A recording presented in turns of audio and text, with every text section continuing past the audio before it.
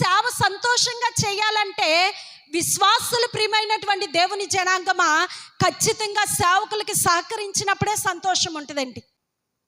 ఈ రోజునాడు క్రైస్తవులు ఎట్లా ఉన్నారంటే చాలామంది విశ్వాసులు ఇంట్లో తిని పక్కింటికి వెళ్ళి కోడి గుడ్డెట్టినట్టుగా ఉన్నారు. తినేదంతా ఇంట్లోనే, కానీ గుడ్డెట్టేది ఎక్కడండి? ఆ పక్కింటోడికి. ఆ యూట్యూబ్లో చూడటం, ఆ టీవీలో వాక్యం చూడటం, వాళ్ళకి పంపించటం కానుకలు. నిజంగా ఈరోజు సంఘాల్లో సేవకులకి సంతోషం లేదమ్మా. మనకి ఇలాంటి పరిస్థితులు ఏవి ఎదురవ్వలేదు, కానీ చాలామంది ఇలాగనే. ఎందుకంటే ఇక్కడ కష్టపడి కన్నీళ్లు కార్చి ప్రార్థన చేసే సేవకుడు వీళ్ళకి సేవకుడు కాదు. ఈ సేవకుడు కష్టాన్ని గుర్తించడు, కానీ ఎక్కడో చక్క హోందాగా కనబడి గొప్ప సంఘం ఉంటే ఆయనే సేవ, ఆయనే సేవకుడు.